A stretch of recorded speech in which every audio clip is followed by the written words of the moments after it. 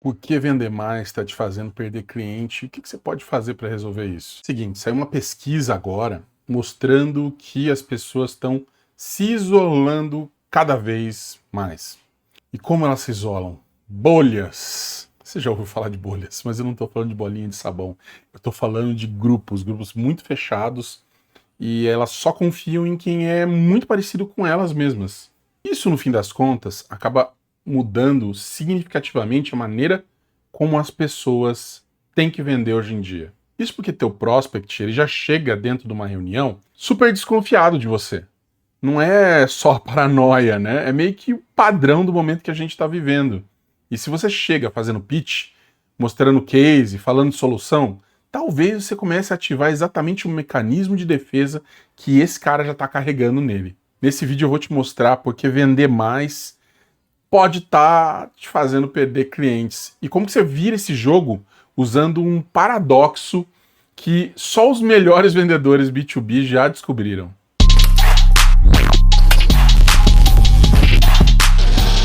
Opa, como vai você? Meu nome é Anderson Palma, eu sou fundador aqui da Growth Labs. A gente ajuda empresas a gerar demanda e fechar negócios, sendo todo esse processo de ciclo de venda complexo, né? E esse tema aqui, ele toca diretamente no que a gente vive todos os dias com os nossos clientes.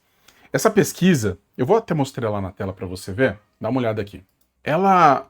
Essa pesquisa, ela deu origem a esse vídeo e é para a gente falar um pouquinho sobre comportamento social, não exatamente de vendas, mas o que também está sendo revelado sobre como as pessoas estão tomando decisões de confiança. E é exatamente por isso, ou é exatamente o que acaba explicando, né? Por que tanto processo comercial parece estar quebrado antes mesmo de começar. O que a pesquisa está falando, né? Primeiro, foi um levantamento global, né, que está apontando uma mudança super silenciosa no comportamento humano e dizendo que a confiança está diminuindo e que isso pode impactar muito mais a nossa vida do que a gente imagina. Como diz aqui o artigo, né, algo está mudando nas relações humanas e não é algo que você consegue perceber muito facilmente. Não tem uma grande ruptura visível, não tem um conflito absurdo constante. Ao invés disso, é mais um deslocamento silencioso. E ele não parece ser lá tão perceptível.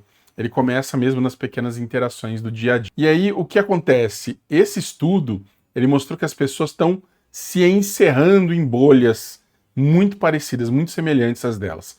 Então elas preferem aquilo que é familiar, aquilo que é previsível, aquilo que é seguro. Qualquer coisa que seja minimamente diferente, desconhecida, vai ser filtrada como risco. E aí vem uma pergunta que é meio óbvia, né? Que é, porra, mas o que isso tem a ver com vendas? Entende? Só que tem tudo a ver. Porque o cérebro do teu comprador não consegue distinguir estranho que pode me machucar, né? Um perigo, tem um bicho vindo atrás de mim aqui para me matar, de um vendedor que quer o teu dinheiro. Que o gatilho de defesa é exatamente o mesmo. Então, quando você chega dentro de uma reunião com um deck pronto, com um slide de cases, com proposta, já no bolso, né? Tudo prontinho. Você não tá parecendo parceiro.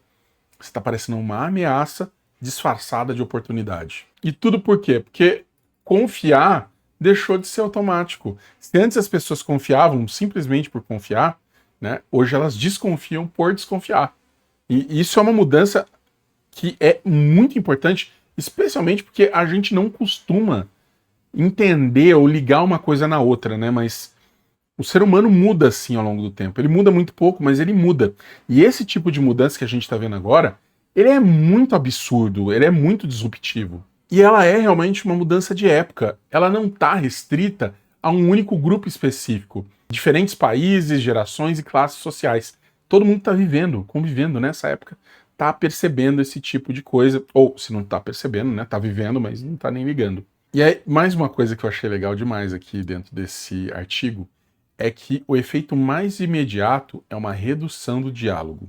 E as pessoas tendem a se fechar mais nos círculos delas, onde elas estão seguras, cercadas por quem pensa da mesma forma que elas, isso vai, obviamente, diminuir o contato com pessoas que tenham diferentes perspectivas a respeito do planeta, a respeito da maneira de vender, a respeito da maneira de se comunicar, a respeito de, pô, sei lá, você gosta de futebol, ou de futebol americano.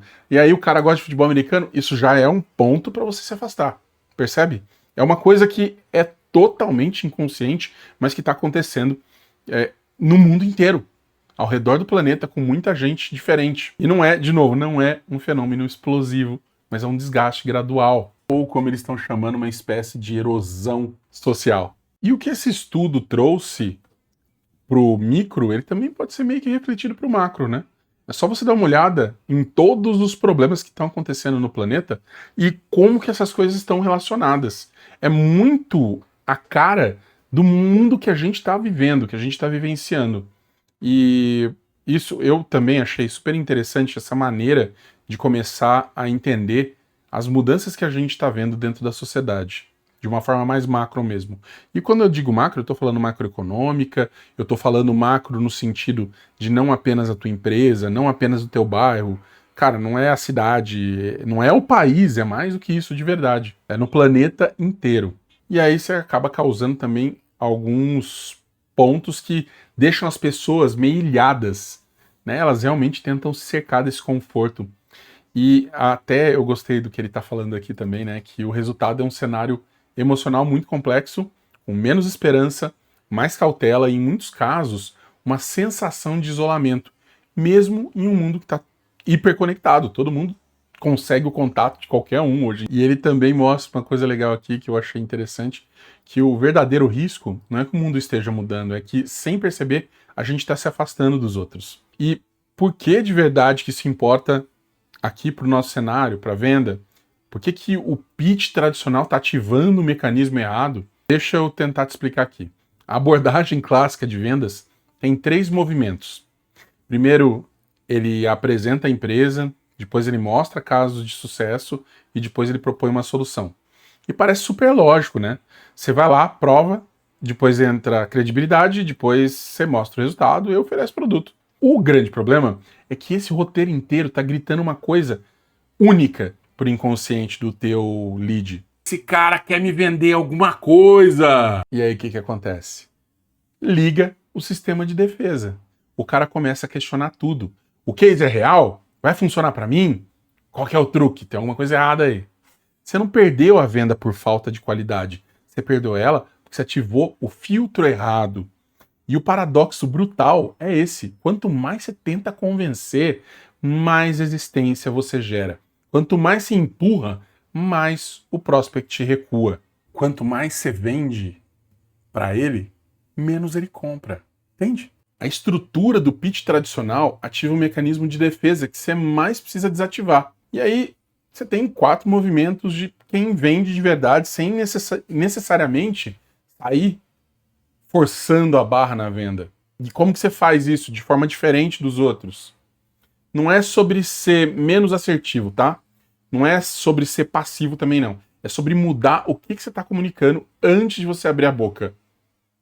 Primeira coisa, que é o primeiro movimento, você precisa educar antes de ofertar. Então o conteúdo vai fazer a venda antes do vendedor aparecer. Quando o prospect já está conhecendo o teu raciocínio, a sua visão de mundo, sua forma de resolver problema, ele vai chegar numa reunião com o filtro de defesa parcialmente desligado. Você não é mais... No marketing, a gente chama isso de branding. Então não é um negócio necessariamente novo. Ele acaba azeitando, né, lubrificando todo o processo comercial que vai vir depois. O segundo movimento que você pode usar super bem aí na tua venda é de diagnosticar antes de propor uma solução. A reunião, ela precisa parecer consultoria, não pitch. Você chega com pergunta e não com resposta. Você mapeia o problema do cara com mais profundidade do que ele mesmo mapeou. Quando você entende o problema melhor que ele, a confiança aparece naturalmente. Terceiro movimento, você concorda que talvez não seja a hora certa para ele. E esse aqui é super contraintuitivo, tá? Porque se o contexto não tá certo, você fala, olha, dependendo do que você me contar, pode ser que essa não seja mesmo a melhor opção agora, tá? Isso já quebra aquele frame de, pô, esse cara quer meu dinheiro a qualquer custo. E, paradoxalmente, aumenta a tua credibilidade, queridão. Quarto movimento, se entrega valor sem pedir absolutamente nada em troca. Você vai lá e manda um insight útil depois da reunião. Você compartilha uma análise que ele não pediu para você. Você apresenta alguém da tua rede para ele. cada entrega sem pedido de retorno cria uma dívida psicológica e vai jogando lá, é tipo um cofrinho, sabe? Você tá lá enchendo esse cara de dívida para com você. Mas quando chega a hora certa, ele vai lembrar de quem estava do lado dele quando ele não sabia nem que ele precisava daquilo. Ou quando essa pessoa não precisava estar do lado dela. Então, esses movimentos, eles mudam o que você está comunicando, né? De, eu quero sua grana, para eu tô aqui para resolver teu problema. E esse aqui é o insight que eu quero que você leve desse vídeo aqui. Confiança não é um sentimento, é moeda de troca. É a moeda mais escassa dentro do mercado, especialmente o B2B. Se você está vendendo para outras empresas, tem muita coisa que está em jogo. E principalmente o cargo da pessoa que está lá te contratando. E no mercado onde confiar virou risco, onde que as pessoas constroem bolhas só para poder se proteger de tudo e de todos, e tudo que é novo, tudo que é desconhecido começa a virar ameaça, a postura consultiva não é mais um estilo, ela é uma estratégia de sobrevivência. O melhor vendedor nesse ano de 2026, em 2027, 2028, todos os próximos anos, não vai ser aquele que fecha mais negócios apenas.